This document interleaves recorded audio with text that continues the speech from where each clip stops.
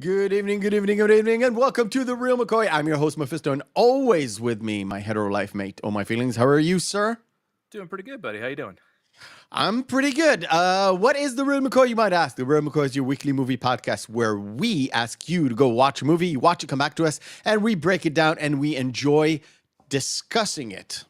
Yes, I'm gonna stick with that. Not as smooth as last week. I'm sorry. Very succinct to the point, though. Yes, very succinct to the point because we've got a short movie, but a lot to cover. So we'll say hello to chat to Feckless Finn, and we will welcome the Salty Nerd Podcast attendees once they actually get here. So We'll say hello to Twitter. We'll say hello to Rumble. All of you are nice and welcome and inviting. Right. Let's see. Last week, we asked you to go and watch a fantastic, funny Western called Three Amigos, directed by John Landis. And I hope you did, or if you haven't, I hope you watched it because it's going to be a treat. All my feelings. I know you're a busy man. We've discussed this many times. Mm-hmm. But how many times have you watched it this week? Twice. Fortunately, it's very, very busy. In fact, I have to fly out right after this.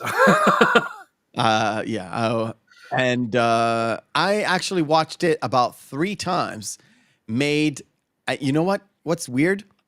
I had a hard time writing down my review of it because I didn't want to spoil it for anybody, so I couldn't discuss all the good parts about it.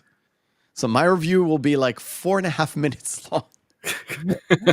But it's I absolutely love this movie, and I fell in love with it again, and I was very happy because once this show is over, we will direct you to Pop Culture Minefield. They're having a show. I don't remember which one it was. I think it's The Great Outdoors. But last week they covered the Three Amigos, but they had the second assistant director from like on set who kind of went through some of the parts of it. She talked more like general stuff that is as they went through scene. Not they didn't go scene by scene, but they went through kind of casually, not super breaking it down. And a lot of her stuff is like location places and all that, but it's a very interesting thing. The only thing that bothered me is the fact that she was using like a really bad internet connection. Oh. She's not a YouTube person, and she's not like that sort of thing. So sometimes she kind of lost connection during a very, very, very interesting story, which was a bummer because they didn't ask her to repeat it. All right. We'll say hello to all the friends from Salty Nerd podcast. Thank you for joining us. Hello, Kitty Chow, Griffin, and thank you. And all those lookers are out there. Welcome. We're covering Three Amigos. And why not start at the beginning? We start with Behind the Screens. Sound production, take 2. Of course, right on the money, we have our guest this evening, Miss Horror Amorata, and we'll bring her in. How you doing? I'm okay. You're Weather decided to come up suddenly, so it's all good. How have you been? very good. Very good. Things are going great on this end, so. And the question is, how many times have you watched The Three Amigos this week? This week I haven't watched it at all, but I can tell you right now I've probably watched it a couple hundred over the course of my life. So Yeah, it's all good. It's all good. I know you remember it. I almost remember it verbatim. I basically do remember it verbatim. But what we do on the behind the screens, as you joined us on Horror Amorata, is I go through like stuff that is production stuff, behind the scenes stuff that kind of made the movie as Amorata kind of settles into place. Is all good. Yeah. Right. The script apparently was floating around for a few years in Hollywood. It was originally called The Three Caballeros, which is interesting. The original actors that were slated to play this thing was Steve Martin, Dan Aykroyd, and John Belushi. Interesting. Which at the time, kind of fitting, okay? Kind of fitting. Yeah. With the Blues Brothers, that whole era ties to SNL and all that good stuff. Ooh, Yeah. Thank you, Griffin, for joining us. At one point, Steven Spielberg was considering being the director of this movie, and he wanted Steve Martin, Bill Murray, and Robin Williams. Oh, that could have been good. Three men. I could see Robin Williams as Ned very easily. Yeah. Yeah. As Ned Niederlander. Yeah, And Bill Murray as Dusty Bottom, Dusty, which yeah. is a That- great name. Could have been fantastic. Yes. And at one point, John Candy was supposed to be Ned Niederlander. That wouldn't have worked. You know why? That would not have worked. No. Why he didn't? You know why he didn't actually picked up the role? Because it was offered to him. He said, "I don't ride horses, Yeah. but I have a good friend called Martin Short," and Martin Short got in. Awesome. It was the first time Steve Martin and Martin Short kind of had their collaboration, and it sprang like a big friendship between the two. And all my feelings, you said to me backstage that you're so like you usually handle the behind the scenes stuff, and you couldn't. You're very busy, all that stuff.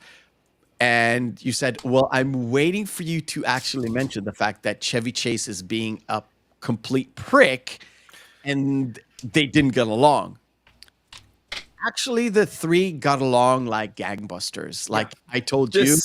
This is by far like the biggest swerve, Meth, that you told me, like, oh yeah, there was really no major issues that Chevy caused. Like, what? Yeah. No. We're not talking about the same Chevy Chase. Absolutely none. And this is like officially like the second AD mentioned. I think her name was Vicky, but I'm sorry if I get the name wrong.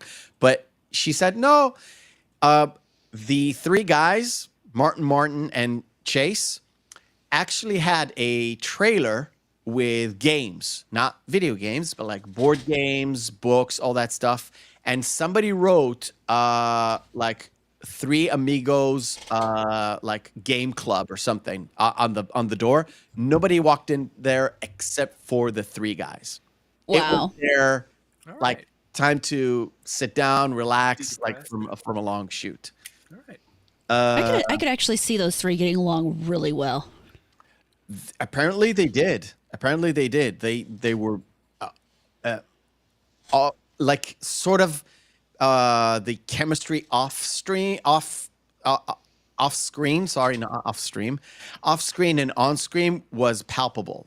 And I've got another thing that was very special, which kind of blew me away because I never expected that. The location where they shot the most of the film was Arizona. It was outside of Tucson, actually, and also Simi Valley, California. The two places apparently had the very similar skyline. Very clear, not a lot of clouds and all that stuff, which kind of fit perfectly because you don't really know where exactly it is. Yeah. You just know there's somewhere in Mexico. Well, the looks Randy Newman's Arizona moon makes a lot more sense then. So, I'm gonna kind of mix things around here. El Guapo's fort, his sort of main fort, was built from the ground up. Oh. When they built it up, the place where they built it next to Tucson was sort of not really a museum, but sort of they had this old town Western kind of a thing going on. So they built it next to it because it kind of fit with what they were going for. Cool. And the people who constructed the whole fort asked the people who run that old-timey Western town if they want the fort to be built like to last, or it sort of like built haphazardly and deteriorate over time. And the Tucson people said, no, just build it like it can like deteriorate and go away after a while. After the movie came out, they were like, oh, what have we done? Now we want to keep it, yeah. We want to keep it, but it was trashed. As soon as I'm sure. went Yeah. out, it was trashed. Wait, so Meth, this is the second film that we've watched now that has had some kind of ties to a town that is either has a Western theme or is a Western reenactment site. Yep. Exactly. Which one was the other one? Cannibal the Musical. Yes, that's right. I remember something. Yeah. There was something. Yeah, Cannibal the Musical was fucking good. Have I never heard of this? Cannibal the Musical? I haven't heard of this. Oh, Horror Amorata, you are Horror doing Amorata. yourself a massive disservice because it's a first of all, it's a trauma film. Yes. Ooh. It was Matt Stone and Trey Parker. It was their Ooh. first film they made while they were in college. All right, I'm gonna have to. And It's amazing. on YouTube for free. Nice. It is fantastic. I It is. know You'll what I have don't like. you will have an absolute blast with it because you like horror films too. So it has that horror stint to it as well because it's the story of Alfred Packer, who is the cannibal out of Utah. So Yeah, I'll have to check that out. All right. There was a scene that was cut from the Amigos. Fran Drescher was included in the Three Amigos originally.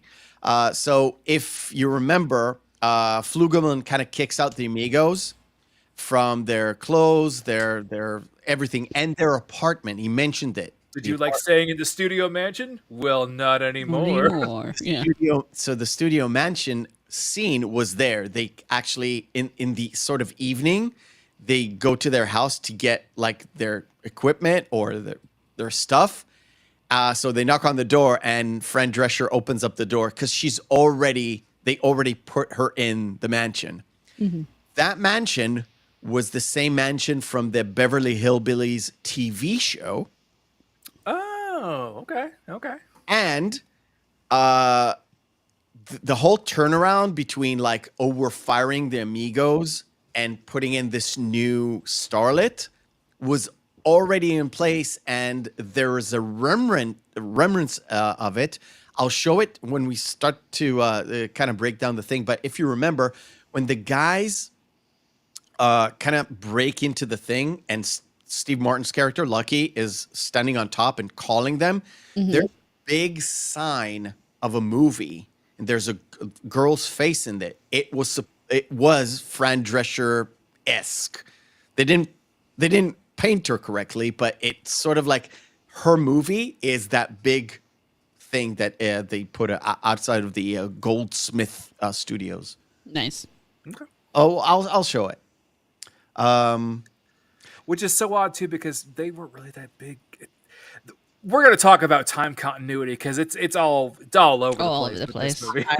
movie. I know there's a major time continuity. But speaking of that scene where he calls them, that scene was one of those scenes where in the script it said insert actor's name, and they do something funny. So some of the scenes were completely ad-libbed, but it's not like they're ad-libbed on the fly. It literally said in the script, this is where they're supposed to do. You just give them let them do what they want to do. Exactly. One of those scenes, the burning bush. We'll get to that. I love We'll get to that one. But you know who the voice of the burning bush, right? Singing bush. I have it. It's Randy Newman, Randy who Newman, yeah. co-wrote the entire movie. Really? And Wrote music. every single song in the movie. That's not surprising. And if you guys out there don't know who Randy Newman is, if you've ever heard the song "Short People," If you haven't, go listen to it. Not right now, but later. No Reason to Live, that's the guy. Oh, also most people probably know him more for Toy Story now Oh, there's that in too. those current generation. Or if you've watched You've Got Mail. Okay. Is it one of his songs in that? Yeah. That's right. Mhm. Just got here. Did anyone mention the Beverly Hillbillies mansion, and was also the mention of Jerry Lewis's movie Cinderfella? I did not know that, but it's very interesting. Apparently, the inside was huge, like a studio huge, so they can do a lot of like odd filming in there, according to the person who worked on Three Amigos.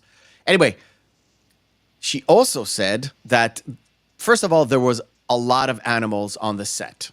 Chickens, horses, cows. Talking horses, Donkeys. talking turtles. No. Not the studio bit, the location bit, like Santo Poco. Animal. Yeah, Rebel, They had bats. all like chickens running around. The thing is, they started shooting around February, so it's kind of getting into like springtime, especially in Tucson, where it's basically very hot in the day, very cold at night. The animals were procreating a lot, so by the time they're like, "Oh, we have a pig. Oh, we have like 3 pigs. Oh, we have 5 chickens. Oh, we have about 60 chickens." So they had tons of animals like that they didn't really expect them to have, but it filled in the scenes, so they didn't mind it that much. That's funny. But the thing is, with the chickens, when they did the whole amigos part at the very end, the chickens were supposed to like fly out and like do a lot of hustle and bustle. They didn't do that because they were so accustomed to like people shouting and horses running about and people like shooting guns in the air. They just didn't move, which didn't look correctly. So the chicken wrangler had to like scare them Had off. to actually scare them to move. That's funny. Yeah. The prop master, the main prop master, was called Larry Bird, not the basketball player, but it was funny. So you mentioned the singing turtle. So That whole scene was shot in studio. All the animals were real except for the turtle, which was animatronics. Good night, And Ned. they had to get most of the animals in place and then sort of kind of tie them down Yeah. as I get the extra coffee. Yay. Thank you. All right. So I said, okay. I've got this. I've got this. Yeah. One last thing. One last thing before we kind of start. Oh, two last things. There's a moment where El Guapo kind of shoots the guy off the roof and the guy falls. Paco. Yeah. When they shot it, they couldn't place the air mattress inside the fort, so he had to fall at like sort of outside the fort. They did a take. He fell down, and John Landis was like, "Okay, but I want him to fall different." So he did another take, and then another take, and by the fifth take, the guy didn't go up the stairs and go up to the roof to do another one. He just came to John Landis very angrily, and he kind of wanted to punch John Landis in the face. Oh god. Yeah. Because he thought it was unnecessary. Now, John Landis apparently has a stunt background. I didn't know this. And so, like, as soon as the stunt guy came to him and they kind of hashed it out, he was like, okay, I get it. I understand. So they went with the take that they have. He just said to him, I'll do the fifth take, but that's it. No more. And finally, the crew that worked on this film was about 100 strong, 100 plus at some point. They were so into this movie, they memorized lines from the script. Oh wow. And as the script was going, sometimes they were like miming Mouthing? lines as the actors were doing their takes. That's how Nice. the crew actually loved doing this movie, which was, I never heard of anything like this before. That's fantastic. That's absolutely fantastic. Apparently, the crew, like, they were happy to work with each other. So the prop master liked to work with the stunt guy, and the assistant director liked to work with each other. All that stuff. It was it apparently was a really good kind of movie shoot, and it was mostly shot by sequence, so by sort of by timeline. As you go by, not all of it, but most of the movie was shot sort of scene by scene as the movie progresses. Which Interesting. is not unheard of, but you normally don't do that because of like you have to move locations and all that stuff, which is great. Awesome. Now I need to breathe. That's not breathing, that's drinking. Same. It's coffee. It's like air to me. All right, cool. You guys, anything to add except for let's you know what? Amorata. When have you seen this movie? Like, when's the first time you've seen this movie? And what kind of your experience, if you remember it? Because I remember mine. I was so young. I can tell you the first time I remember seeing the movie, I was living in New Mexico. Just playing around in the living room as a young child. And that's all I can really give you because it was a long time ago. Okay. Well, to be fair, that's very apropos, though. Yeah. Right. Well, I have this on. I'll add you to this scene. There we go. Oh, and Meph, I was going to say, so far for your birthday month, from the movies that I've picked, I'm 2 for 2 then? Oh, definitely. You're even 3 for 3 because you would have picked as good as it gets. Feelings. Same question, because if you remember, if not, I'll move into mine. Yeah, I was a whole 4 years old when this came out. Wow. No, I don't distinctly remember. I do remember. Again, my parents let me watch pretty much basically every movie that they watched. So I had to see a lot of films that I probably should not have seen at a very young age, but Yeah, saw same. them I mean, anyway. I was the same way. So Yeah. So then there's like, well, it's on in the background. It's fine. He's not even paying attention. I'm like, well, I paid attention to Terminator. Thank you very much, mother. Well, I don't know how like the chat is varied in ages. I don't even know what, and I'm not gonna ask because I know there's women in the audience. So I'm not gonna ask. But I distinctly remember watching this on VHS. Pretty sure it was a rental, but I sincerely remember it coming on. Like we had about two channels when I was growing up until we got cable, which was around 1990.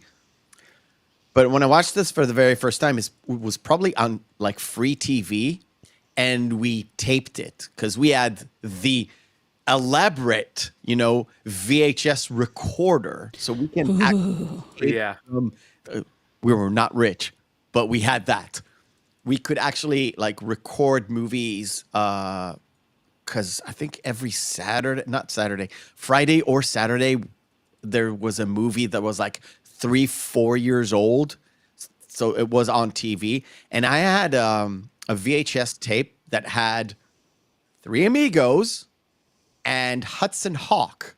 oh my God, that's like Now- a fantastic tape. Now, I didn't remember I had those two specific ones, but I went to my mother's last week for something else, and she's like, I have this VHS stuff that you had before, and I didn't know she kept it.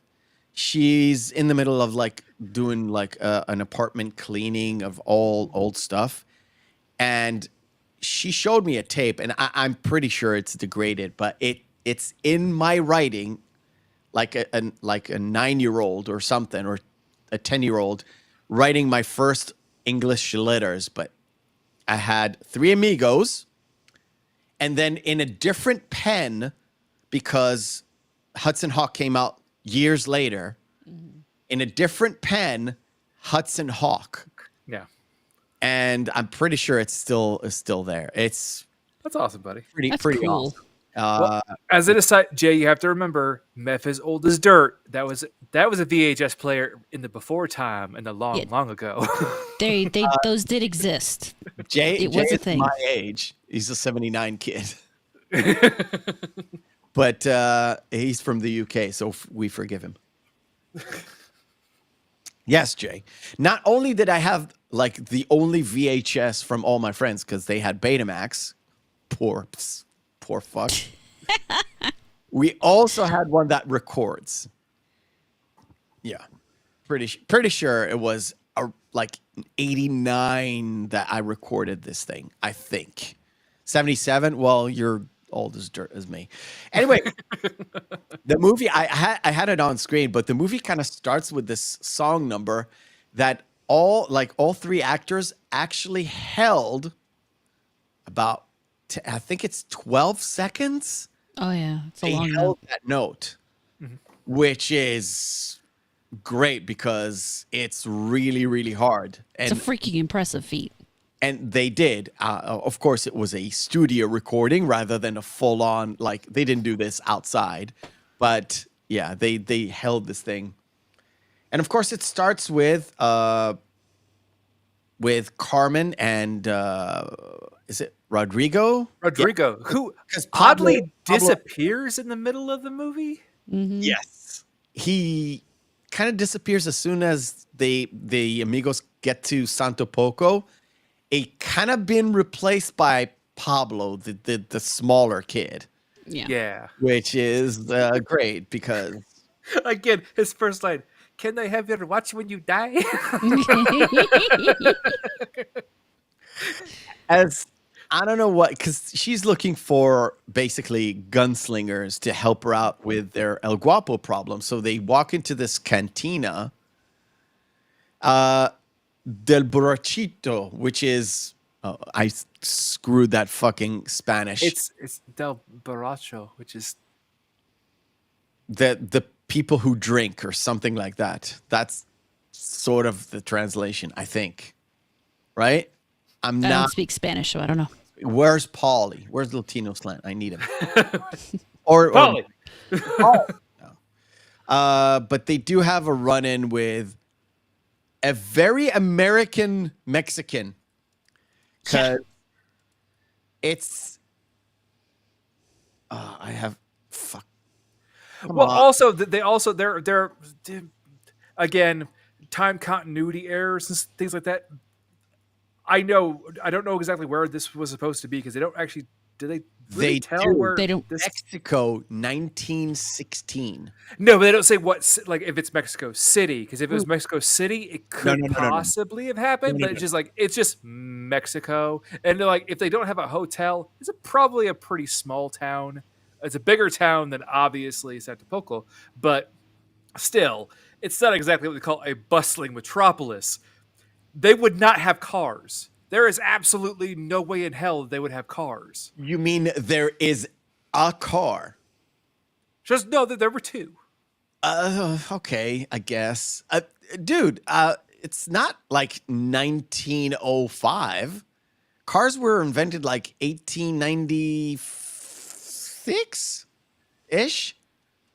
So Yeah, they're but a novelty. that model of that almost near Model T wasn't really prevalent even in the United States until the early tens. So how I get 86. Suspend your disbelief. yeah, okay. Well, I know. Well, that's what I'm saying. Continuity errors. You said we're going to mention them, so I'm mentioning them. The other well, you know what? And we're not even talking about the fact that they got silent We'll movies talk about it. in a small town. How the hell they get silent movies there? No. The one thing, the one thing that bothered me, and this is like years and years and years that bothered me, is the German guy saw Ned when he didn't say when he was a boy, Yeah. He said when he was younger. younger. Yeah. This is like 1916, so how much younger do you need to be to watch Ned when Ned was like little Neddy Knickers? So it would have to be at least 20 years previous. So it'd be like 1896 at least. Something. Or Because I'm going on the base assumption that like we're given it the base assumption that very, very, very generous assumption that Ned is in his mid 20s, which he's clearly in his mid 30s. But let's just say he's in his early 20s. It would still have to be like 20 years previous to this. So we're talking before the turn of the century. kind No. of. If it's 1900, it's no. Let's just say it's a problem. Yes. But it's, for me, probably the only problem. The cars, not such a big problem for me. The plane? No, the plane is of the time. And you know why they picked the red plane, right? It's to invoke the Red Baron. Red Baron. Yeah. Obviously.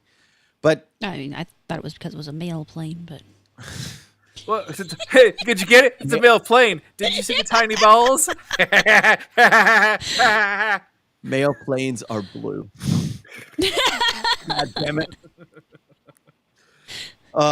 Never mind. Oh, Griffin. Griffin comes in with it. Griffin is like the historian of the internet or something. Oh, every time I see him in any other channel, he's like, I've got a historical fact for you. So the Great Train Robbery was 1908, just a reference, though what we would call Hollywood is effectively started in 1901, which, again, there were I'm saying rudimentary movies back then. Very again, but for continuity's sake, for a silent film projector to be in a small Mexican town 8 years after the Great Train Robbery, I don't think so.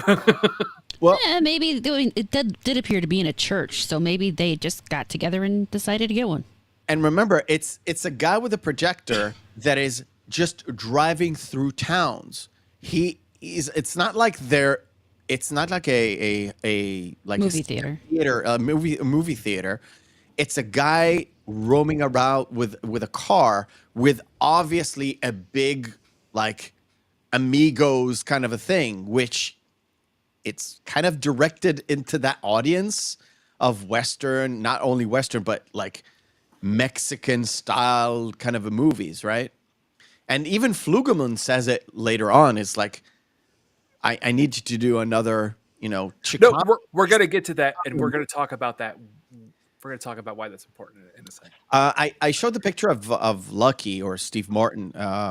One of the things that they got stuff right was actually the makeup. The makeup, yeah, yeah. I was I going was to talk gonna about say that. the attention to detail about the makeuping and the fact that they had to be so high contrast due to it being just strictly black and white was Yep. picture perfect. And I love the fact that Carmen sees this movie and they don't understand it's a movie. That's how novel the movie thing was. They kind of see most of the movie stuff back then, especially at such a like a remote location, apparently was less kind of movies, and more like newsreels and that sort of a thing. So her mixing up a movie with news, I can get where they were going for, but she got like all the stuff from the movie that she saw. She thinks is correct because she offers the 100,000 pesos as same as the movie because she thinks that's how they'll That's bring. their fee. Yeah, Yeah. that's the fee, exactly. Well, also it would make sense. They will do it for justice. No, like, don't worry, they'll give it back, but it would be an insult not to offer at least. But Exactly. that would actually does make a lot more sense too, just given the context of the fact that this is probably one of the first times. Well, even though she does speak fluent English, still she wouldn't have that much access to it. So for her to watch the film and take that as an interpretation of a factual, accurate event, yeah, you can kind of see it. Well, I do believe so because it kind of serves the whole point, and we'll move forward because of course the guy who does the telegram says we don't have any money, so he gives them the 10 peso version, which is not the best. Infamous. Now, I'll show something because it's very important. In the morning, before Flugelman talks to the Amigos, there's an Amigo picture on the big, on the big lot, right? When they do get kicked out in the evening, it's already a new picture, right? So, where are we? Flugelman. I want to get to a specific spot. Well, we'll just use this. So Flugelman wants the Amigos because they bombed a movie because they went to Manhattan for some reason, which to me was the funniest thing in the world because I think you wanted to talk about feelings. The fact that they broke the mold and Yes. did something else, and the crowd was like, I don't like this. This was the direct line from the character. We strayed from the formula and paid the price. That would be How apropos is that for right now? Oh, yes. Yes. I'm not gonna mention the new stuff because it's been done to death, but fuck you, Star Wars. I hope you die in a pile of garbage. Well, that and Marvel. I mean, that's what they're doing currently. Yeah. Marvel, whatever, take your pick. Star Trek, take your fucking pick. I can start listing video games if we want to keep going. Yeah, that's very true. Oh True. my god, or up to Amorata. I am so sad about the new Dragon Age. Oh my god. Yes, I'm also extremely depressed. I mean, on one hand, I'm thrilled because it's great for my Abysmal Critic channel, but on the other hand, I'm extremely depressed. Yeah, Please go subscribe to her channel. It's in the description down below, as always. But yeah, the fact that the three main actors, that Flugelman wants to come back to do what makes him money, and they don't want to, not just because they want more money, but because they want like creative control of sorts. well, Lucky wants money. Ned seems pretty ambivalent, And Dusty's just like, huh? Yeah, Where am I again? to me, it's sort of funny because Lucky is being the grown up of these two basic idiots. Yeah. And Yeah. even says it to Dusty later is like, it's like talking to a 5-year-old, which to be true, they both kind of act like 5-year-olds. Well, even one of various one points. of one of the señoritas from Yes. from the village, when she says, "Well, so which one are you interested in? I like the one who isn't so smart. Which one is that? Which one is that? Yeah. And the moment where one of them was like, Dusty, do you want to kiss? And he's like, yeah. On the veranda? No, on the lips will be fine. And no, and before that, he was like, now? Well, yeah, now. So the Flugelman kind of is like, Lucky's like, no dough, no show. Show. And Flugelman goes just off the handle. It's a cold day in hell before anybody takes money off of Flugelman's hands. Or an actor I tells love you. the fact that- And also you have to love the fact that it's John Lovitz and a young Phil Hartman Oh yeah. are his little studio lackeys. Oh, it's great. It's And great. Phil Hartman still has his voice too. Yep. Like- Wardrobe, come pick the Amigos. He's got that old timey voice going. Which is just great for this because he's the only one that kind of fits within this whole spiel. It's like, take the Amigos' clothes, and they come in and pick up the Amigos' clothes and they just throw them out, and just like Blazing Saddles, telegram for the Three Amigos. Telegram for the Immediately, Three yeah. Amigos. As they get that telegram and they like, oh, come do this show with this El Guapo. Infamous El Infamous. Guapo. That must mean very famous. Yeah. No, well, I love that the Ned's almost just like, he's just like, you fucking idiots. No, he's infamous. That means he's beyond famous. And Dusty's like, infamous? Infamous? And he's like so happy. It's like, you idiots. You are absolute idiots. And of course, I want to get to the scene where it's full on ad lib. But come on, 1717. There we go. And he's like, at some point, he's so frustrated. He's like, hey, you guys up here. Hey you. Hey you. Look up here. Look up here. Yeah. I love the fact that in this translation that I've got, it actually gets his words correct, Yeah. which is great. So as you can see, Miss Renee in this picture is supposed to be Fran Drescher.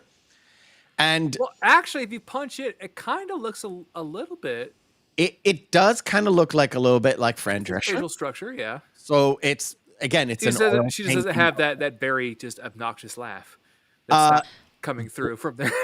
Yeah, you There's a can't hear it reason from why there, she yeah. would be a perfect silent film star. Yeah. Isn't the Dueling Cavalier the one from what movie was that? It is It's the one of the movie that musicals. they're actually shooting in the Singing in the Rain. That one, yeah. Yeah. Yep, exactly. I didn't know that. I had to. Griffin. Somebody beat you to the punch.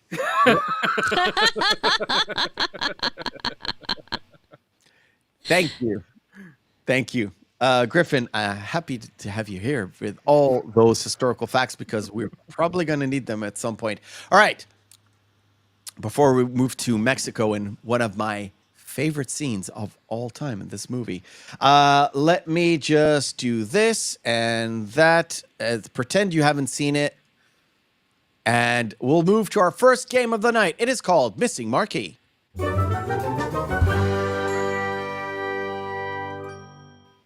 Missing Marquee is where we take 10 posters of 10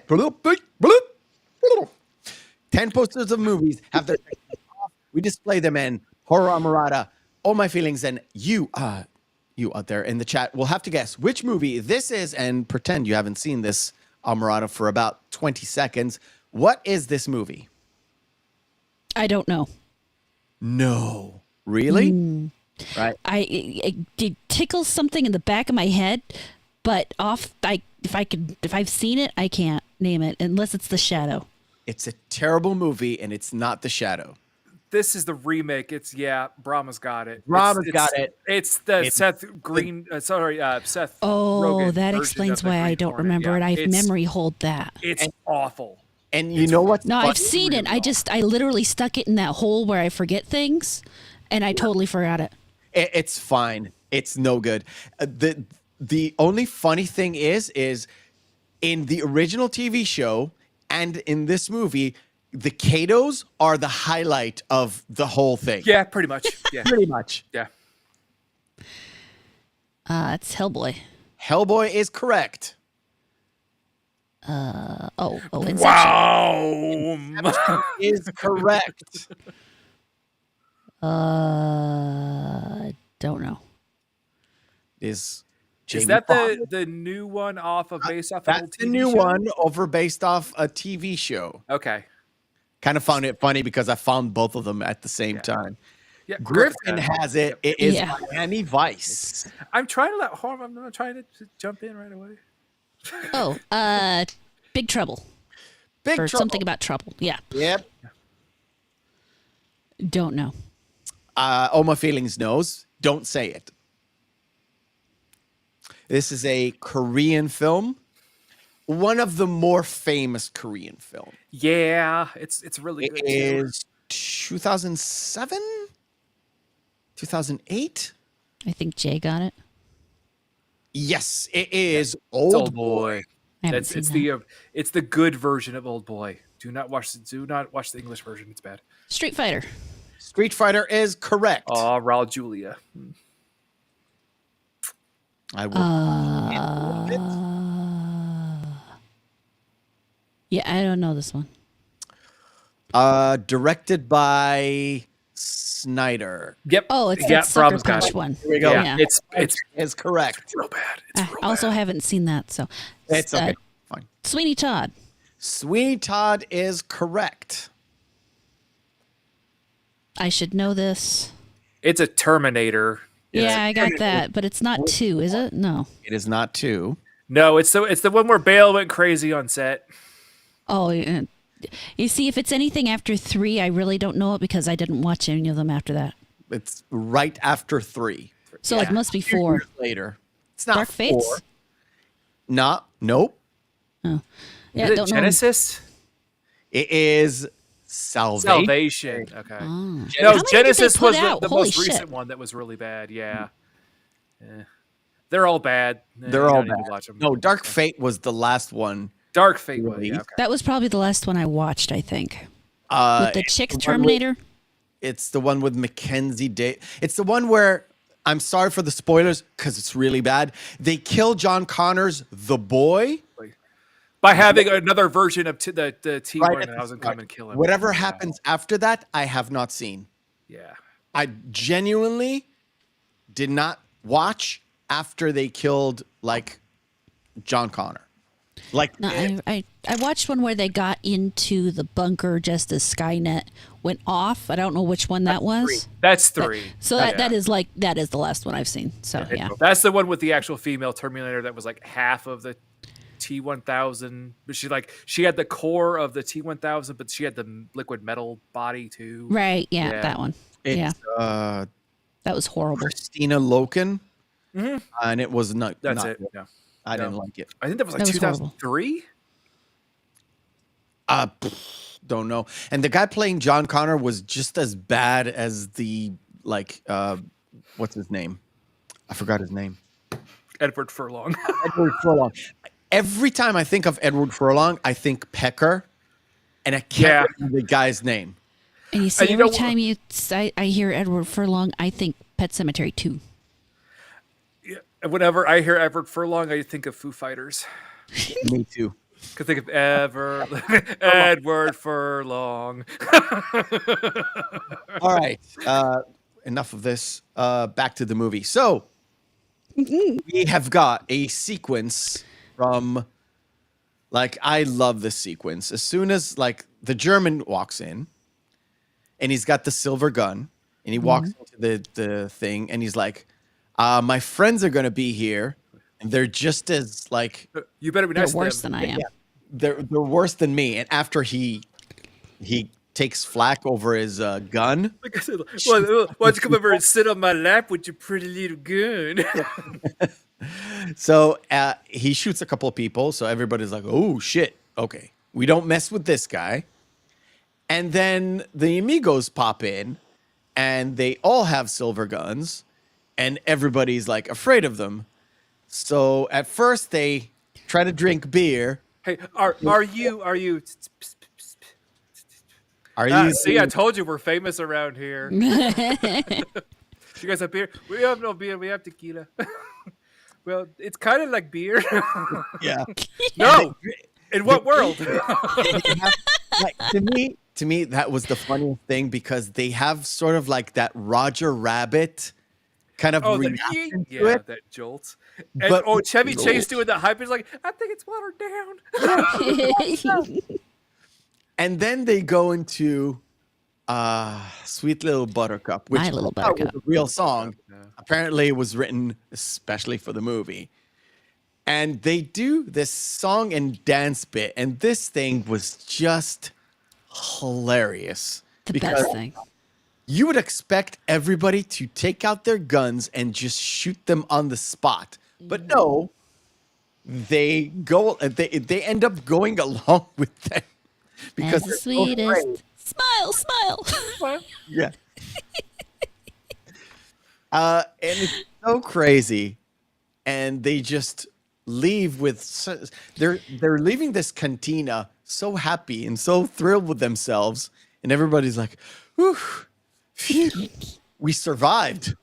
And the guy, the Germans actually walk in. Ha ha! What a bunch of zizies. And they just destroy unload. the place. Well, Griffin or Jay or Paul can correct me on that. I can't remember the name of the actor who plays one of the Germans. The only thing I remember him being is Shao Kahn in Mortal Kombat Annihilation. And he was I in didn't know that. X-Files. He's the more bulkier of the Yes, yeah. German guys. Again, I will not remember names. You guys can Google it. But apparently, he is a sweetheart of a guy to work with. That's not me. That's the account of somebody else. Huh? He's a very it's very easy to work with, especially on that particular shoot. Again, there were not a lot of like behind the scenes, like Contentious drama, bits, all that stuff. It was a very smooth shoot, which is always great. Seems like it was just a happy movie from all the way around. Apparently it really was. So Carmen meets up with after, of course, it's a mail plane because of the walls. I like the fact that Dusty didn't actually quite get it, but he went along with like snickering. But Chevy Chase does complete Chevy Chase in this. He does this he did it in Caddyshack. He does it in Fletch. He does it everywhere. Like he literally came up like the movie before this was Spies Like Us with Dan Aykroyd. He had this same exact character. Wasn't he in Cobra with Stallone? He was the bad guy in Cobra. Yes, he was the bad guy in Cobra as well. So Carmen picks up the Amigos. They come into town. Everybody's so enamored with them. And they sit around, and Dusty has the in the tortilla, and he folds it up, and everything kind of falls. And I was Falls like, out. Yeah. this is Do you guys have anything else but Mexican food? which is, I mean, this is 1916, not even in 1986. I don't think they have anything apart from Mexican food in Mexico. Well, no, Right. in small small Mexican towns. villages, I would not assume. But of course, they go to sleep and they wake up early in the morning to the sounds of, "Oh, it's time for you to go to work." and they're all like, already? I thought we had time. And they come in, and there's like, we expected, like, didn't they say El Guapo had like 50 men? 50 men? Only three. Only And Ned's like, well, they better pay us the same. Yeah. And they go in, and they do, again, a song and dance routine because they're actors. They're like, they going to this routine, and then they climb on their horses and just ride around. And Well, this is the first bit where Ned actually messes up. yes, Wherever there is suffering, we'll line. And the guys. This is the first time where you get the very Monty Python-esque line. It's like "son of a motherless goat." Yes, yeah. Always misquoted. I've heard many people talk about Monty Python and the Holy Grail and say "son of a motherless goat," and I was like, Nope. "That's wrong. You're What the hell? It's in Holy Grail. It's your mother was a hamster and your father, smelled of elderberries. Exactly." But I've heard people quoting this movie and saying it's the Holy Grail, which kind of leads me to the fact that it's the same kind of humor, right? Of the same vein, and also that's pretty high praised. Yeah. And the reason why they had to kind of use these kind of lines, because this is a PG-13 movie, right? They aimed low. This is basically a few years. I had it written down. I think it's July 1st, 1985, that PG-13 actually got into like taking effect. This was trying to aim to that sort of like teen and above movie. It's not full on because there's death and shooting and all that, and a little bit of blood, but there's no cursing and there's no nudity. So it pretty much kept within the MPAA's kind of guidelines into this. Yeah. Paul, it's actually, we will taunt you a second time. So the thing is, as soon as they ran off the basically the henchmen, the banditos, the first group of banditos, all Santo Poco was like, oh, they've done it, they've saved us from what? Actually, I never understood why they made such a big fuss out of this, but. Well, to be fair, the banditos did threaten to murder someone if they didn't get tequila immediately. So, yeah, they're not exactly good people.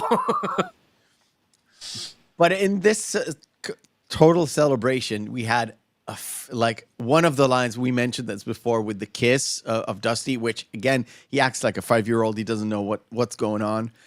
And Ned sitting around with a bunch of like kids and other women, and he's telling like Hollywood stories, and they listen to him talk, but they don't get. They have no fucking frame of reference. Oh my God, Dorothy Gish.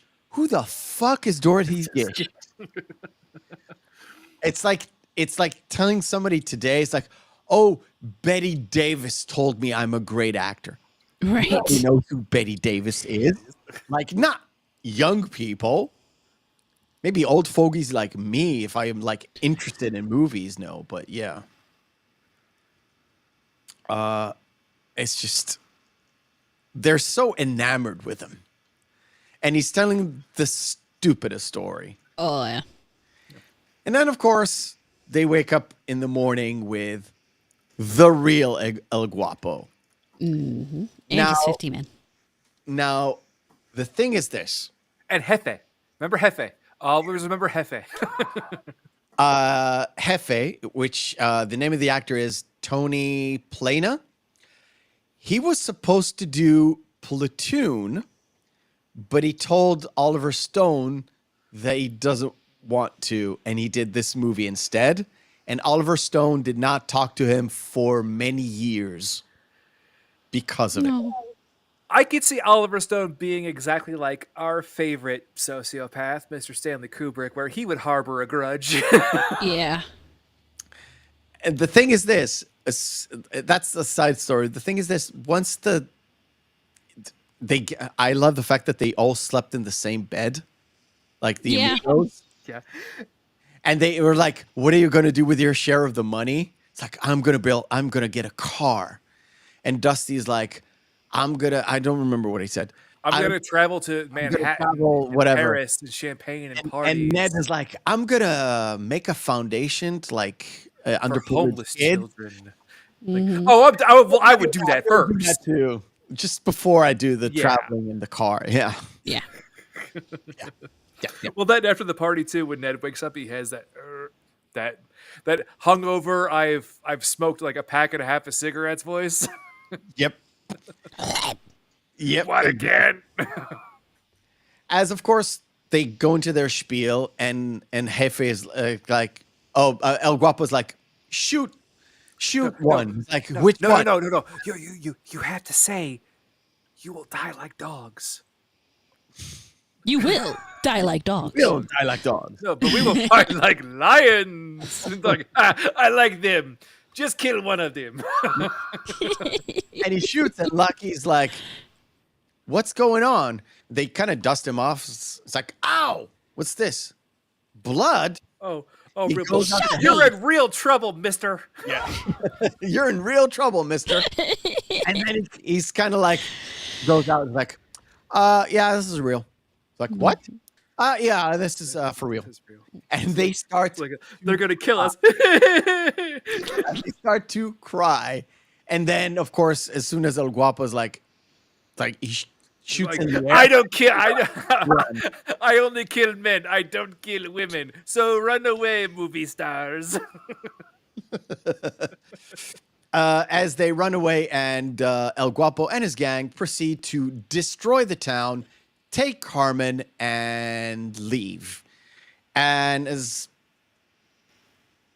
the actors come back, the amigos come back, and it's like everybody's so disappointed in them when they stroll back into town, as if they shot the town themselves. Yeah. I felt sorry for them because they got into this way over their head. I They mean, had no idea what was going on. They thought they were there as actors. yeah, they were like, just put on a show. You do think a lot of this would have been resolved if they would have followed Ned's cue, where he said, "Look, they're all happy now after the first Bandito raid. We asked for, look, given my experience, they're excited. Now we ask for the money. If they just would have asked for the money, then it would have cleared this all up." Oh, yeah. Oh wait, Nate. So this is supposed to be real? Oh, okay. Yeah. We gotta go. For real? For real? For real.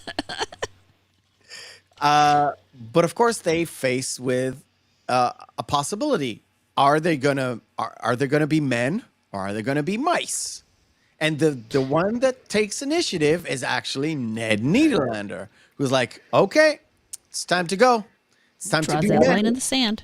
Yeah, he And draws again, a line in the also sand. just as an aside, Meph, right before that they were talking to Carmen's parents, and they're asking about their possessions. And again, just because we know Chevy Chase to be kind of an asshole, Dusty going, well, are there any cufflinks in there? They were mother of pearl. Justin, stop it.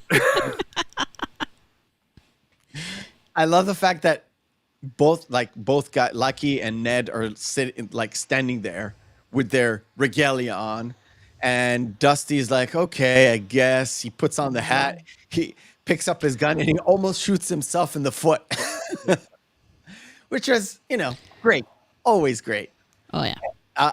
It is very quintessential Chevy Chase kind of gag, because he usually is the guy who falls down, breaks his fucking hip. He actually hurt his back doing this kind of shit. And he had a hurt back already in 86. Aw. Yeah, but he kept doing these roles. But in this one, he actually asked not to do a lot of heavy stuff except for riding a horse, which would have been Bad enough on your back, yeah. Yeah. painful, but he managed to pull through. Explain some of his expressions while they were galloping. Yeah, it's a thing. So they ride out of town, and of course, it's a couple of days ride. and they sit around around the fire. Now, do you guys want to take a guess? What is the bat made of? Because they're eating a bat. I know they're eating a bat, but fruit leather? Close. It was beef jerky. Beef jerky. Okay. Yeah. I thought it was like it was so crispy. I remember it to have like A crunch. like crunch. I Yeah. thought it was like either like hardened potato chips or something, but it's beef jerky, and they added in the crunch noise. Yeah. Right. Okay, this scene by far does have one of my favorite lines in it because it exactly read my expectations. Because I completely, I don't know why, but I blanked out that this scene existed in this film until I watched it, until I did a re-review for the first time watching it again. And I'm like, so like how far did they have to go before they had to go back and actually get directions? And they said they actually said that. So how far do we have to ride before we actually had to go back and get directions? It's only 3 or 4 miles. Yeah. Yeah. Because they just ran out of town, not asking Yep. anybody where they have to go. And they actually, if you look at if you re-look at the scene, they actually go the other way. So the way that they ran off to, that's the way that they went with their horses instead Yeah. of going where El Guapo came Oh, from. what's going? Yeah. Yep. Yeah. And well, then also the directions too. They the first time you watch the film, you assume that the locals are actually just fucking with them as a way to get payback. Like, yeah, you have to go. Yeah, you have to go to the desert, the singing bush, and fight the invisible swordsman, and he'll tell you where El Guapo's is. You stupid gringos. It's not even right. It's just ask. You have to like say the magic words and like the magic chant. Sorry, and you have to summon him for him to tell you where it is. It's like, can you like not get any other directions? Like it is the fort is so hidden that you have to ask an invisible swordsman. It seems almost easier to find it on your own than it is to find the invisible swordsman. Or just, there's 50 men. Yeah. You just saw them go. Follow the fucking footsteps, maybe? The trail, Yeah. like it's a pretty beaten down trail at that point in time. But to be fair, they're actors. It's not like they know how to track. Yeah. The thing is this. This whole scene actually is sort of a resting point between the two halves of the movie. So the one half is them being scared, being actors, like they've not experienced real life. And then they have this singing kind of a moment thing, and then full on being the heroes like they're supposed to be in the movies, right? So It's very D&D campaign. They have a rest moment, level up, and move on. exactly. Well, you could definitely see this being like clearly set up in the script as end of Act 1, campfire scene, Act 2. Sort of, yeah. But the thing is this, it's the only place where they had a studio shoot. All of the rest of them is sort of the cantina as a studio shoot, and some of the inside of the fort thing. So the prison part where Lucky is held in, that's a studio shoot. Most of the stuff is outside, so the location shot. But this is the biggest scene where they're obviously in a studio, right? I think it was set up to be obvious. Yep, it is. Yes. It was. It actually was, including down to like the cliffs are like a real place that I was supposed to go to, but never happened. Yeah. Well, it's clear that the background is clearly just almost a matte painting. Yes. Yeah. It, And it's So it is a map. Obviously clear. set up to look this way. Yeah. It's set up to look this way, and it goes to my. The only I didn't mind the animatronic turtle. In fact, I found him quite endearing. It's the horse animation. It's just like too much uncanny valley. It's just ew, creep me out. The horses were real horses. Those are real I horses. know, but with the animations, with the animated mouths with them singing, Oh, okay. yeah, it was like ew, no. Okay. The little turtle puppet's fine, especially when he goes, "Good night, Ned." The thing is, it's my least favorite part of the movie. It always was that sort of a resting. It's a resting spot not only for the Real Amigos, but for the entire movie. It's that focal point, like Amorata said. But it's my least favorite, and I'm not akin to like too much song and dance in a movie. Not my favorite, but it leads to my favorite part, right? I like the cantina scene, but this part was my favorite part, was the fact that Lucky kind of, tries to drink and there's not a lot of water, right? And then, of course, Ned's is somehow full of sand? full of sand. Now, guys, How? I asked about the bat. How did they do this scene? Because when I heard it, it was funny as hell. What do you think he drank? And it's not sand. I Cocoa thought it powder? might be cinnamon. Amorata's got it. It is Cocoa powder? It is like not Nesquik, but the other one, Ovaltine. Oh God. Okay. It's Ovaltine. Ew, the cocoa worst powder. one. Ugh. Yeah, and it kind of. So Ned drinks sand, and of course Dusty. It has that full water canteen. Well, given the fact that again, I didn't actually do the behind the screens on this one, so I just assumed that they wrote this specifically because Chevy Chase was hired as the role of Dusty. Like, because this, I told Mep this backstage, like, this is a kind of a dick move that Chevy Chase would pull, having a full cantina, just like, fuck it. The thing is, he was so oblivious to their sort of plight of like thirst was great, and the fact that what he offered them was not water, was fucking Lip balm? balm. And I was like, in 1916? Well, I'm pretty sure they actually did have lip balm back then because a lot of the hair balms and stuff had multiple uses. I know of like the only balm that I've seen in a little like little whatever metal container was a tiger balm, which was something completely different, and you wouldn't put that on your lips. No, but they had the hair balms and stuff, the Vaselines. Okay. So it would be I think they basically had- that. I think in the States they had Carmax in little tins like that for lip balm, Okay. even way back then. Okay. Yeah, that's been a long ass time. And then of course this scene, and we'll start. And I this is a first for us. We're gonna go into live action, but we're gonna space this out because of copyright stuff. Because they get to the singing bush. It's Randy Newman wrote the thing. Blah blah blah blah blah. And they were like, Dusty gets to the singing bush, like, oh, it's an actual singing bush. I didn't expect this. And of course, they go into the chant.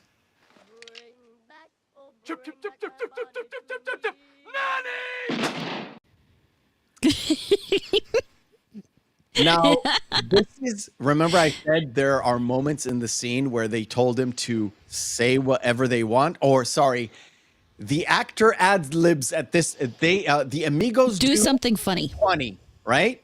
So they do something funny.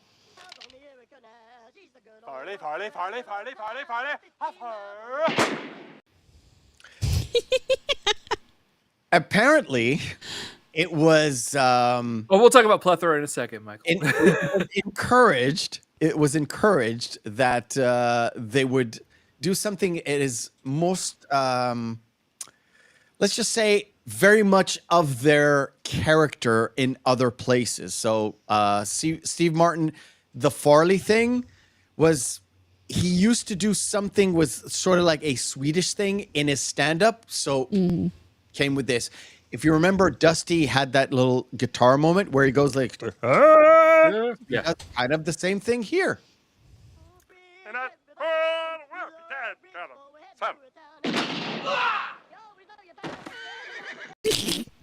This was We were supposed to shoot in the air. Yeah.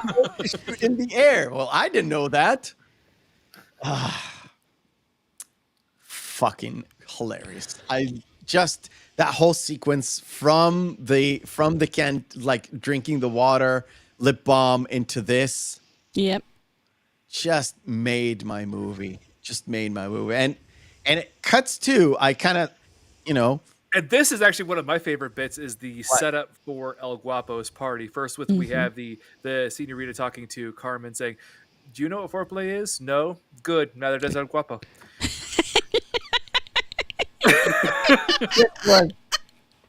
It was so good because you're just the kids in the audience don't know what foreplay is. I never knew what foreplay is either because I didn't know. Yeah. like you don't know, but it's funny. It's still funny because even if you don't know, you're like, do you know what this is? No, neither does this guy. Because like, what? You're left with like, you're still left with that joke, even though Yeah. you don't understand what's going on. And this is the beauty of it because you don't disrespect your audience, but you still don't go over the line. It's sort of a blue joke, but only people who are old enough know what the fuck is going on. And it just works with a younger audience, regardless. It's just great.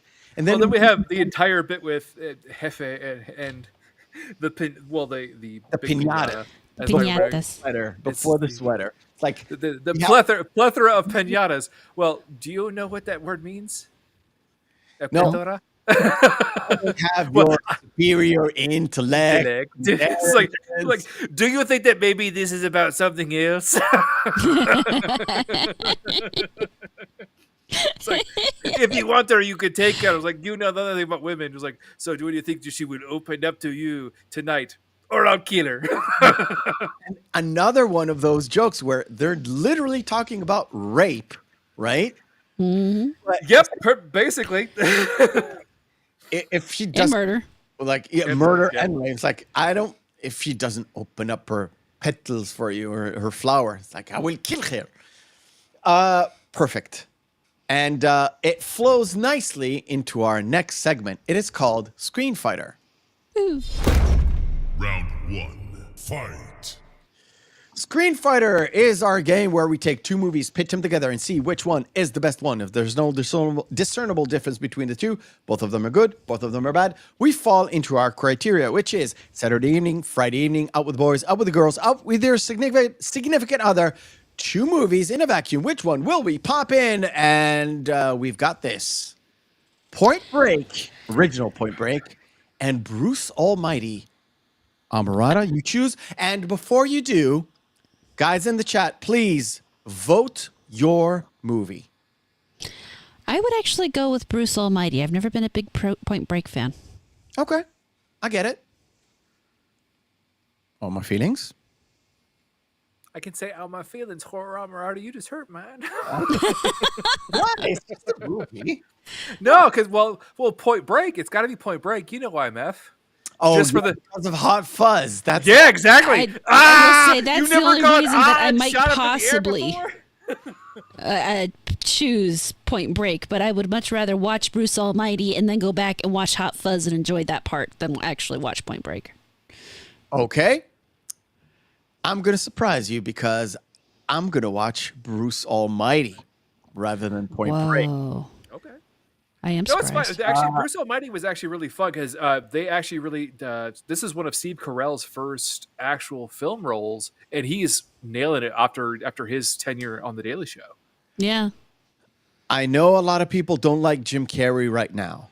At the time that this came out, this was after a lot of like comedies that he did after Mask. That were like he got like 20 millions per one, and some of them were good, like Dumb and Dumber. Some of them were bad, like Liar Liar. I liked Liar Liar. I know. Well, actually, this is after he got through his dramatic role phase because this was after After the Truman Show, Man on the Moon, Man Truman on the Show. Moon as I well. love Truman Show. Him coming back to comedy, and it's not your typical thing. Plus, it had fucking Jennifer Aniston attached to it, which was, not her first role, but getting accustomed to like switching over from TV into movies. It's really a really good comedy, and a really good take on what is God really like without going into like bashing religion too much, to be honest. It came in with good spirit, with good fun. I mean, at the end, I wouldn't even say it bashed religion. It actually kind of showed that God's going to love you. Yeah, kind of. Regardless if you're a believer or not. And it doesn't matter even which religion it is. That's true. Well, in a way, too, it kind of made God almost empathetic, where you're like, man, he got to put up with a lot. You got to put up with a lot of humanity. Hey, it just reminds me of that song from the 90s. Amorata. What if God was one of us? What if God? It's a good one. All right. Cloudy with a Chance of Meatballs or Win-Win? I know you have not seen Win-Win, Meth. I have not. I haven't either. Okay. It's a really good movie. Better. Much more even. Even Deal. Playing So we field. got Disney and DreamWorks. I I think I would go with Cloudy with a Chance of Meatballs. Okay. Wow, we're just fighting today. I would go with Tangled. Meth, you know why? No. My former best friend's ex-wife. Oh. Yeah, you know why. Oh, that's right. You remember. There it my. is. To be fair, I'm not a Disney guy. Really, I am not. I just But don't like it when they fuck with fairy tales. Of this two, Fair. I like Tangled. I don't like the ending of it, but I don't really like Cloudy with a Chance of Meatballs. I just didn't like the movie that much. To be honest, I think Tangled was one of the last Disney films that I actually kind of enjoyed. Right. I Know What You Did Last Summer or Snakes on a Plane. Wow, this is difficult for horror fans. Amorata. You see, I don't like the Know What You Did Last Summer movies at all because I'm not into that whole teen drama bullshit. So I would have to go with Snakes on a Plane. I don't even like that. I don't really like that movie either, though. Feelings? I actually have to agree with Amorata on this one, just because Snakes on a Plane, regardless how many times you see it, you still giggle every single time when Snakes on a motherfucking plane. it's like, get these motherfucking snakes off this motherfucking plane. I would watch Snakes on a Plane for the same reason I would watch The Room. It's That's fair. not good, but the other choice is just not as fun. Yeah. You know what I'm saying? Yeah. Well, I still know what you did well last summer was basically just a ripoff of Scream, and they were just scrambling what they could do, just like, hey, And they get were a whole bunch of attractive mid-20s to play 18-year-olds. Just go. they were trying to push those guys' individual careers. A lot of them came from TV, right? A lot of them came from TV, and they tried to push them into like being a movie star. Not for me. Because that was I'll after take it. Jennifer Love Hewitt was on Party of Five, Yep. right? Correct. Moesha was big for Brandy. Brandy. Mekhi Phifer was in Freddie Prinze a Jr. was on like one of the Disney shows, I think, or Nickelodeon, I think. And then he had already just been was this before or after Before. Way before. Where they met. Because this is Sarah Michelle Gellar as well, coming in from Buffy. This is all kind of teen shittery. Primer or Never Been Kissed? I have never heard of Primer. I guess I'm going to have to go with Never Been Kissed. No, it's okay. Ooh, Better. The Bone much better. I'd much rather go with The Bone Collector. Okay. Yeah, I would also go with the Bone Collector. I would go with The Bone Collector as well. And I love its title in German. Der Nachtenheit. I didn't see the rest of that. Oh, I was gonna say just as well too, Meth. The only thing I remember about Never Been Kissed is just the spoof that Not Another Teen Movie did. Oh, okay. I got you. Yep. Last pairing, Poltergeist or Reservoir Dogs? Ooh, that's rough. I got to go with Poltergeist. I know why. Okay. Feelings? I have to go with Reservoir Dogs. I'm torn. I know it's really difficult. I'm really torn. Poltergeist, even for a non-horror fan, is a must-see. Oh, Like, it's a great I'm film. not into horror. I've seen Poltergeist many times. I mean, you do not build a house on an Indian burial reservation. Come on, dummies. Right? But Reservoir Dogs is just so special to me, especially. I have to pick it. I just have to pick it. Well, one you know, Dumb and Dumber was next. Never mind. Yeah. It would have won too. All right, cool. Next. So, even though the swordsman is dead, apparently the Amigos see the plane and they just follow it because apparently they know it's going to go to El Guapo's fort. Why? We don't know. For reasons. But they do get to the fort, which is great. And I have the movie there. And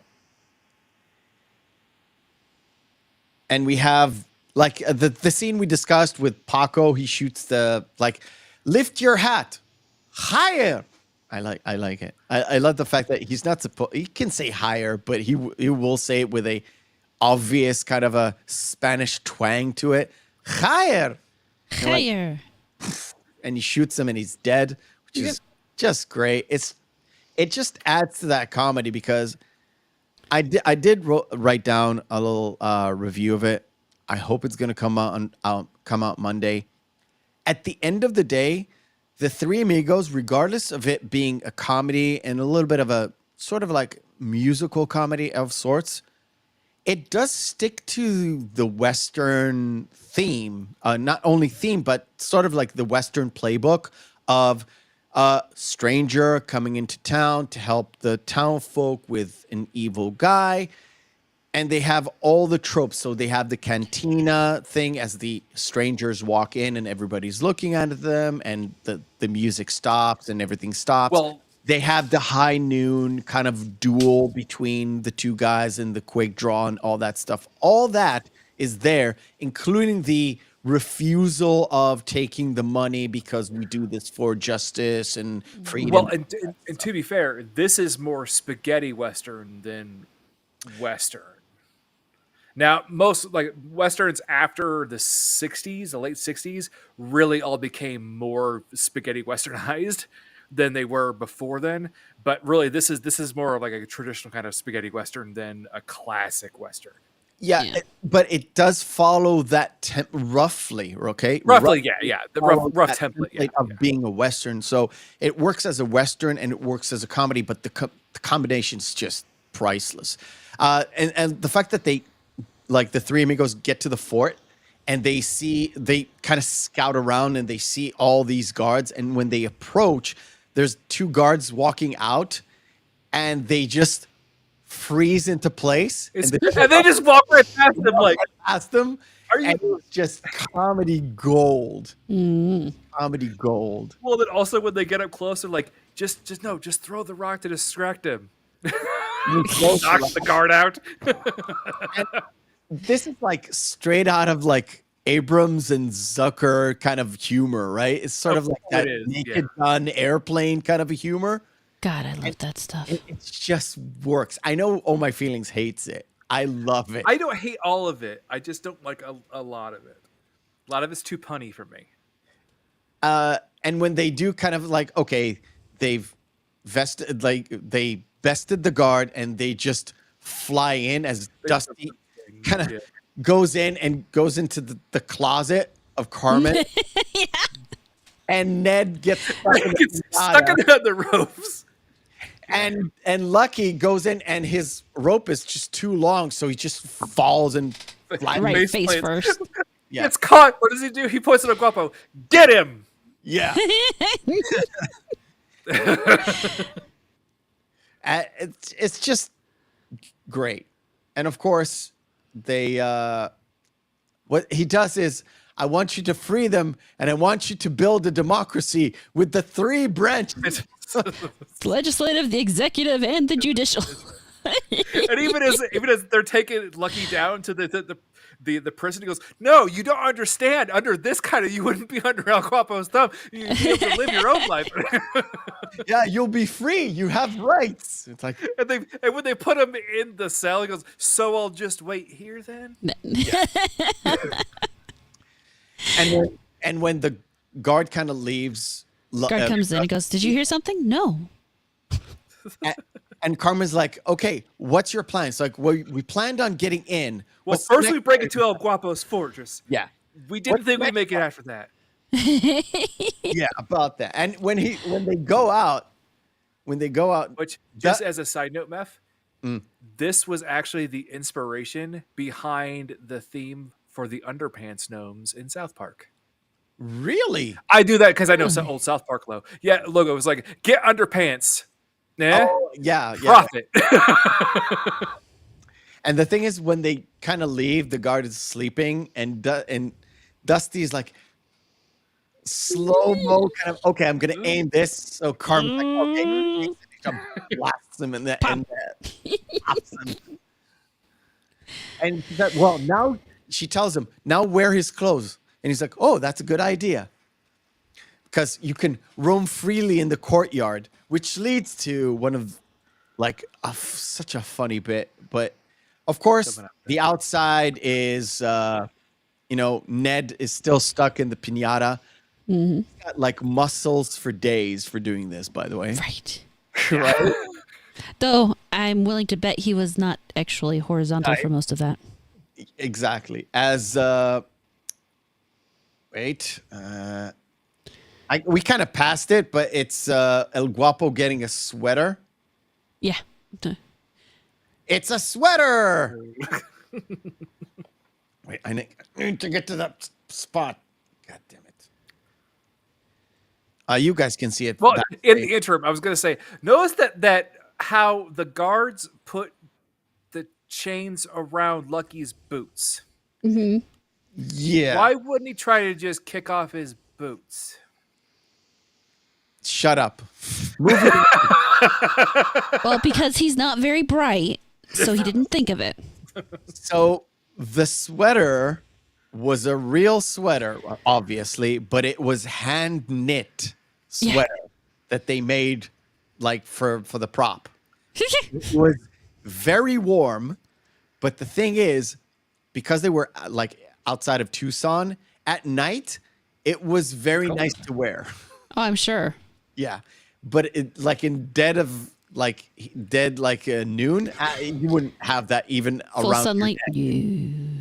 That's why, if you look closely, he's not even tying it. It was just loosely. Yeah, he just kind of wrapped it around Very himself. loosely on his shoulders. Yeah. Of course, this I can't really have. There we go. Gonna make it. Gonna make it.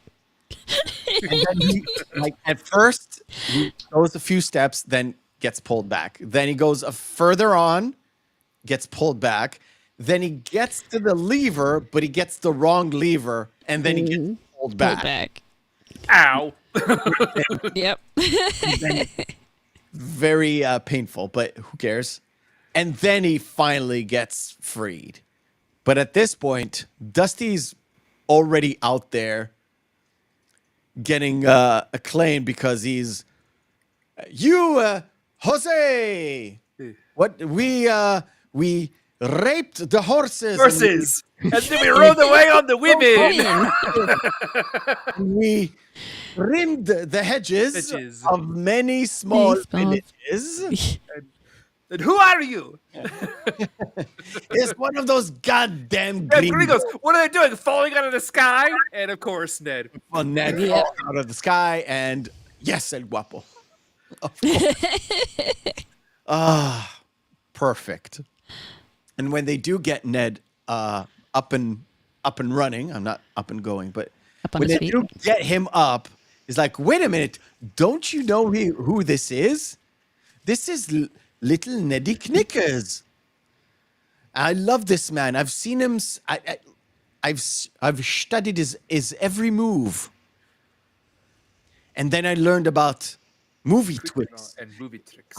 Movie Twix is just a perfect line for this. Movie Yes. Twix. Twig photography. And the thing is, there weren't any trick photography back then. Not in 1916, and definitely not in 1908. Back then, trick photography meant you sped it up. You sped it up. Yeah. That's it. And most of the time, it wasn't sped up. Is the fact Well- that it didn't have 24 frames because it just skipped a few frames. They Case in sometimes point. shot it in 12, and sometimes they shot it in 20 frames.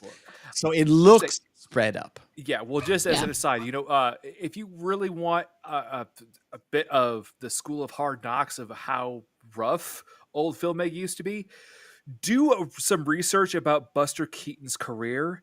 Yes. Oh my God. Yes. How he survived one shoot is astounding.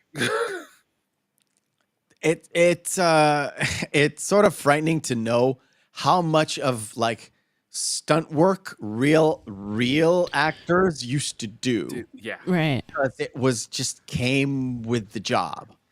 Oh, I just watched I found a thread on YouTube of Buster Keaton doing his stuff. Wow. It's amazing. It's insane. It's absolutely insane.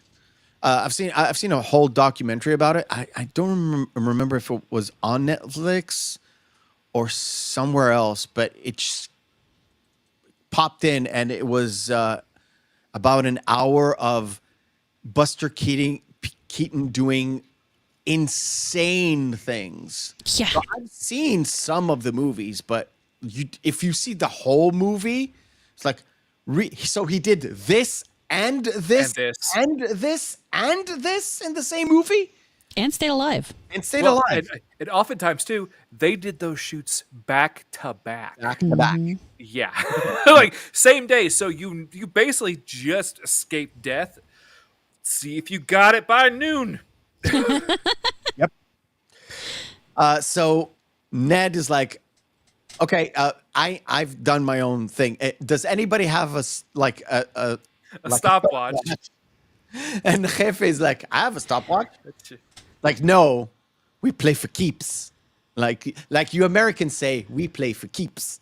So they have this full-on duel, but Jefe is like, you don't want to do this with this. You don't want to die with the gun. That's You wanna not die a with gun. Yeah. The gun like a man. When he gives Yeah. him the gun, he also kisses him on the cheek too. Sort of like that kiss of death kind of Yeah. a thing, but it doesn't really work. And Ned kind of has that duel with the German, and he actually wins because he is that fast. Yeah, Yeah. but love the shot and him just flying backwards Yeah. because of the recoil. Despite the fact the gun is insanely heavy, he manages to pull it out. Yeah, and quick draw too. Yeah. Yeah. And once this happens, Lucky has already freed himself, and he looks at this kind of dual moment, this high noon kind of a dual moment, and he's like, oh, he has that little taken aback moment, kind of a double take moment.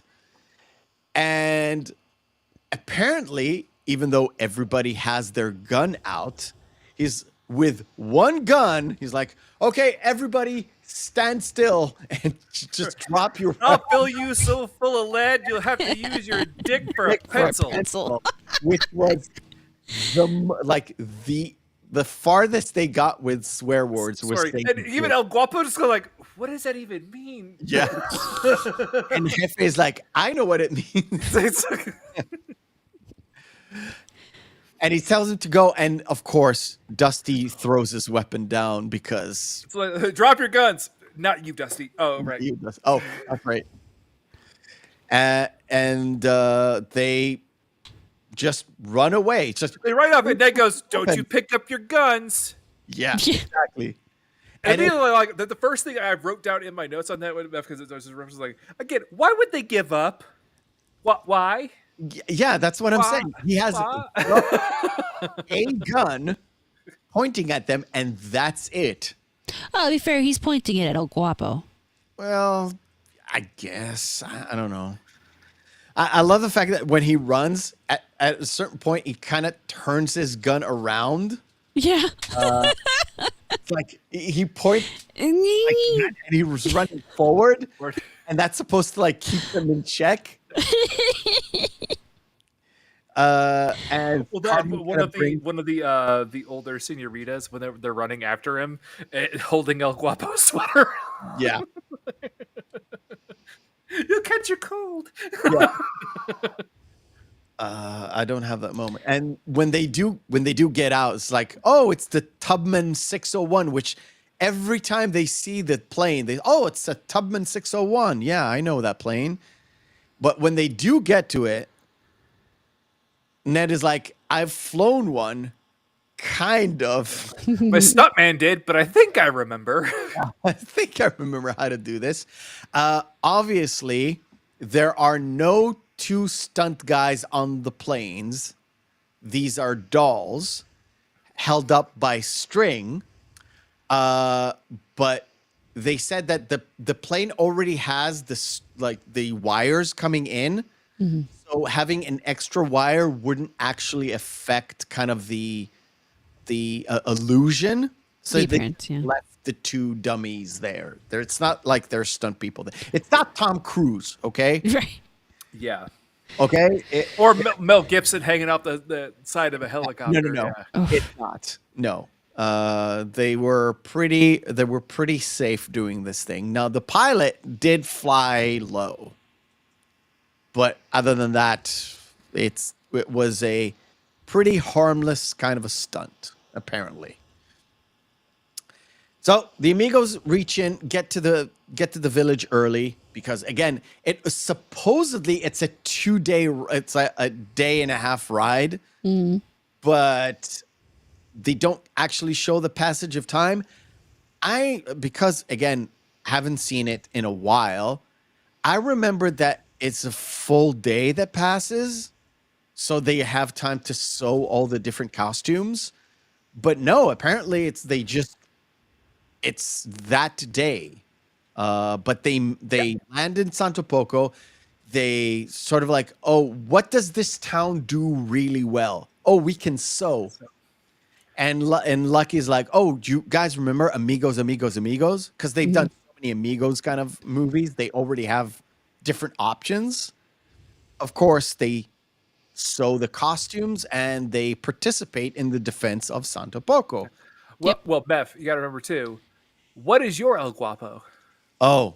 Yes. Our El Guapo is actually a man who's trying to kill us. Our El Guapo happens to be the real El Guapo. But we all have our own El Guapo. I don't have it on screen, but the fact that the grandma is kind of sewing the tassels. This is like so like the wind. But yeah, the town kind of sews their costumes and they try to do like a fake run. And there's the moment where they're like, okay, here is good to dig. And this is not a fight against Mexican people, but the Mexican people do a good job of actually digging a hole. And the 2 Americans have their kind of, their stuff clang together and not being able because Ned and Dusty don't know how to dig a hole, apparently. Yeah. Get their 2 shovels stuck together. Oh, stupid. But it's a fucking good joke. So one of the things I got from that interview is the fact that it was a hole. It was filled with water. Kind of had that, they had blankets or something, kind of disturbing. Yeah. The hole hidden. The horses actually went down the hole. They would not go in the water hole a second time. Yeah. Yeah. Yeah. Horses aren't stupid. Yeah. Well, I know what's there, dummy. I'm not going there again. Yeah, the horses are trained stunt horses. They're able to do a lot of rolls and a lot of stuff, but they would go in the hole once. They would not go in the hole ever again. So they had to use that take. That's funny. Yeah, which is great. The horses are basically just, fuck this. Nope. I'm not doing that. Right.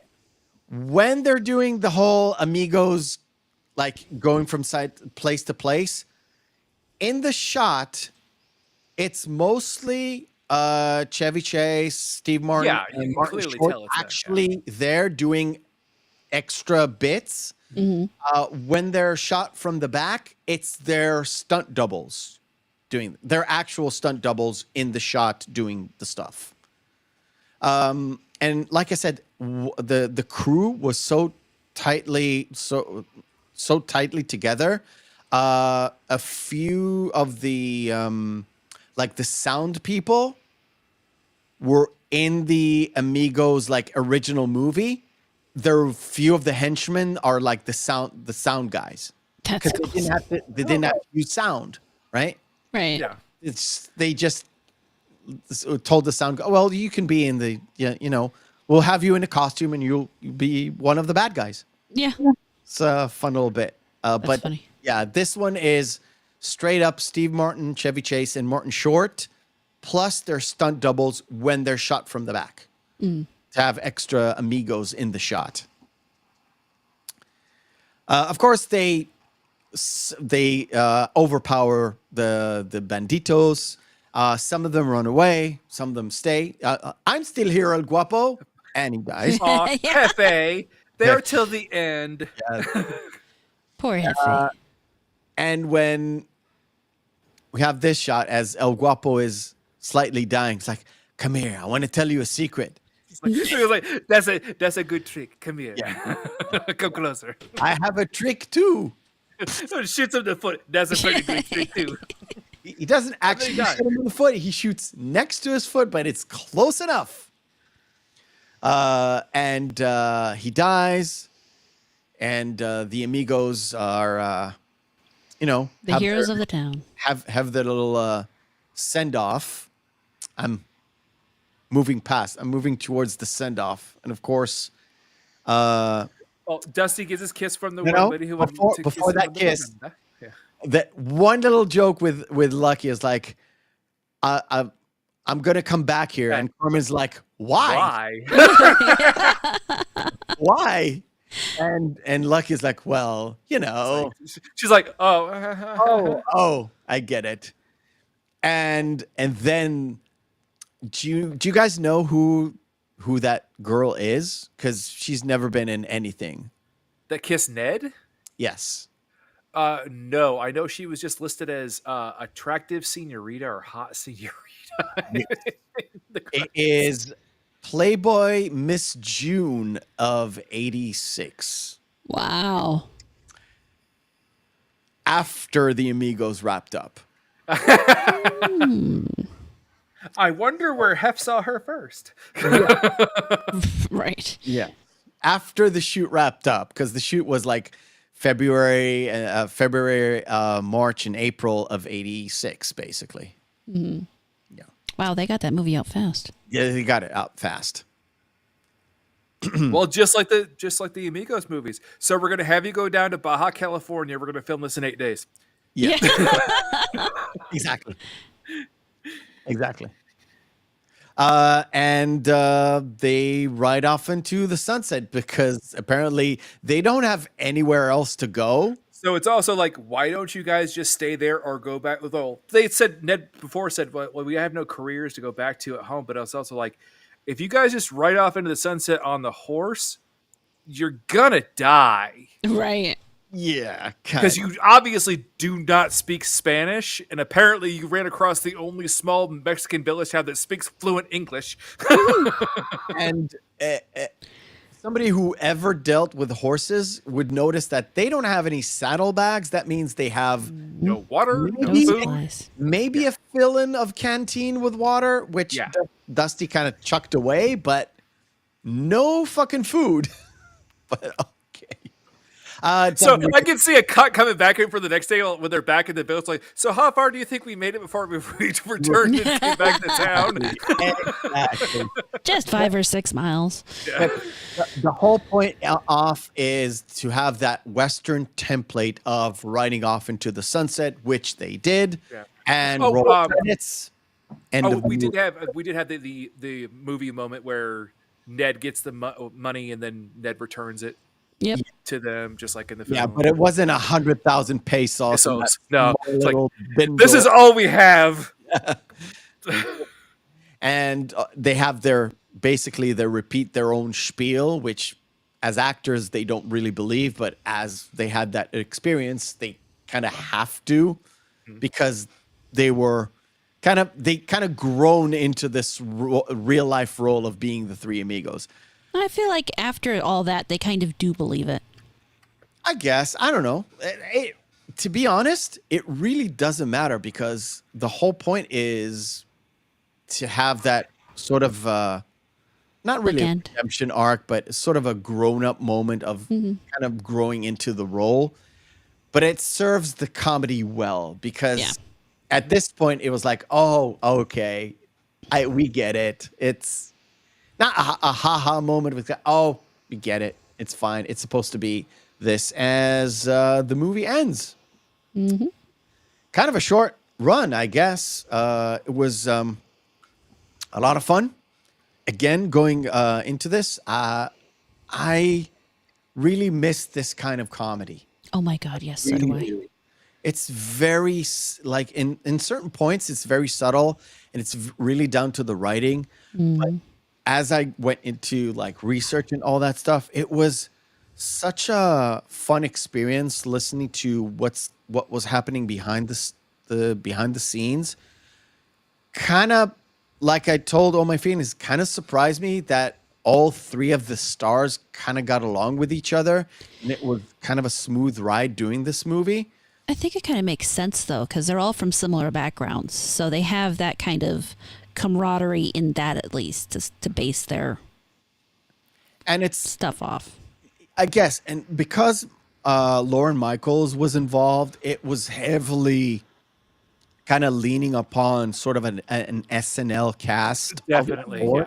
Definitely. Chevy Chase at this point left. Steve Martin was never in SNL, even though we No, hosted but he a was lot a of them. guest a lot. Martin Short was at a very brief stint in SNL, but he quit because he said there wasn't any meat on the bones for him to do. He was always kind of like doing something else. Plus, it was a very high-paced kind of a job, because, again, it was live, Yeah. but he didn't have a lot of meaty lines or good I think roles to do. That was also the same reason why Chris Rock quit too. Probably too much work without enough, like, payoff for the creativity. Yeah, because again, he did a lot, not a lot, but he did some writing, but none of it kind of went into the actual, like, it didn't come into fruition for him. So he kind of like, I'm just gonna leave. But John Lovitz and Phil Hartman from SNL were in SNL at the time. So it had a lot of Yeah, you're right. No, because this was right at the beginning of Phil Hartman's stint. right Yeah, at the you're right, beginning. yeah. Lovitz the same. Kind of that newer crew at that point after Eddie Murphy, kind of like, oh, fuck this, I'm a movie star thing. Yeah, well, Yeah. and had out a lot of, like, it feels like a very long SNL skit, or one of those movies where it started as an SNL skit and it kind of grown up to be a movie, sort of like Wayne's World or Blues Brothers kind of a thing. Yeah. Even though Lauren Michaels was not involved with Blues Brothers whatsoever, not in the first one, but it kind of had that same feeling of at least one of the more successful ones, because there are some SNL skits that became movies that didn't really pan Go out. anywhere. Night of the Roxbury, we're looking at you. There are so many looking at more. you, yeah. It's Pat. Yeah. That one's Huh? sad, because that could have been a really good movie, but in this day and age, you couldn't do that. No. Oh no. Oh no. No. Final thoughts, Amorata, before we leave. If you haven't seen this movie, you should watch this movie and then watch it 3 more times, just because it's a fantastic movie. I agree. Feelings? I would agree. There's a reason why I picked it. Okay. short and to the point. Yeah. And I will say, go watch it because it's very special. And I would say next also week- in the States, they're like, you could watch it for free on like 4 different sites. Yeah. I think it's free Yeah. on Tubi. And, Tubi, like Roku, and like 3 other sites, it's free. So I think it might even be free on Amazon. I think it is. Yeah. It was on my Netflix up to I think a month or a month and a half ago, and I was like, "Oh, cool! It's on Netflix. I can watch it when the time is right." And then Then they take it off. Yeah. it well, took and off. also too, to be fair, you gotta remember, soup to nuts, including full credits, it's like an hour. It's an hour and 42 minutes. It's 102 minutes. Yeah, it's not a very long movie. We're talking like end credits, everything. It's like 142 minutes. It's nothing. It's a breeze. Yeah. And it's fun because it's moving. It's not like it's not bogged down with some stuff. Not like Hitman, which I wanted to kill myself. Oh, I actually had fun with that movie. I know the first 40 minutes, I just wanted to kill myself. Yeah, it is a little bit slow at the beginning. Right. Putting that aside, next week, ladies and gentlemen, we are going to watch, well, we ask you to go and watch something special. We're going to watch Parasite, Korean Parasite.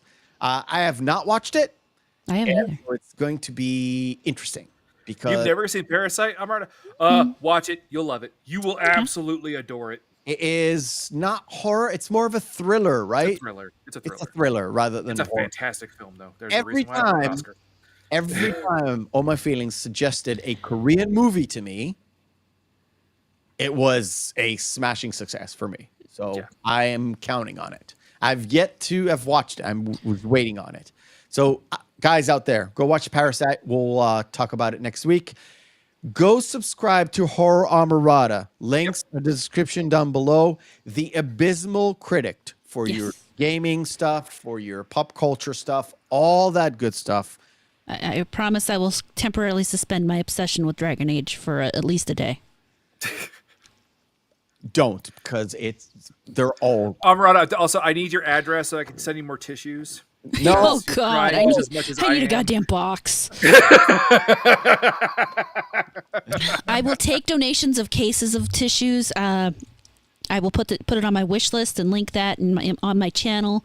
I'm also going to need some Vaseline because my nose is getting a little dry from all the tissue. So Lip balm? that'll work.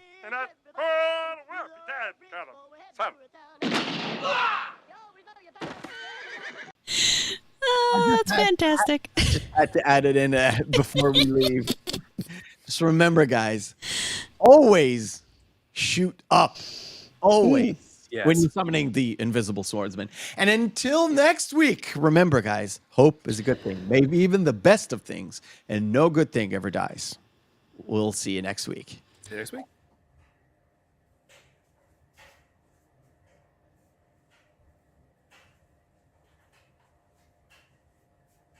You're still here? It's over. Go home. Go.